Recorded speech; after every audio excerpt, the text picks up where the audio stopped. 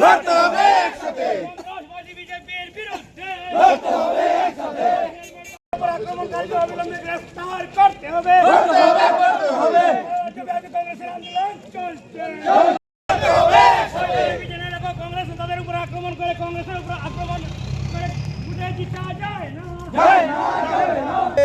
মাতরম বন্দে মাতরম, ভারতের জাতীয় কংগ্রেস জিন্দাবাদ, ভারতের জাতীয় কংগ্রেস জিন্দাবাদ, বন্দে মাতরম বন্দে মাতরম, বন্দে মাতরম বন্দে মাতরম। কংগ্রেসের চিন্তাধারা দিক দিগন্তে ছড়িয়ে দেন, ছড়িয়ে দেন, ছড়িয়ে দেন। জাতীয়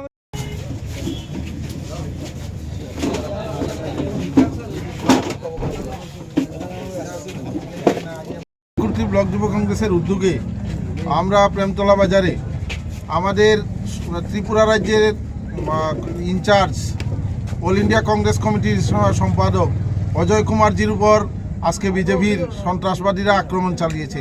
ওনার গাড়ি ভাঙচুর করেছে, ওনার উপর আক্রমণ করেছে।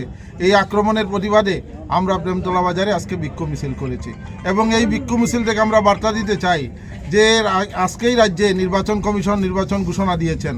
নির্বাচন ঘোষণার পরও বিজেপি যদি এভাবে সন্ত্রাস অব্যাহত রাখে তাহলে আমরা কোনোভাবেই ঘরে বসে থাকবো না। আমরা কংগ্রেস কর্মীরা রাস্তায় নেমে তার প্রতিবাদ করব এবং এই ধরনের আক্রমণ আমরা প্রতিহত করব।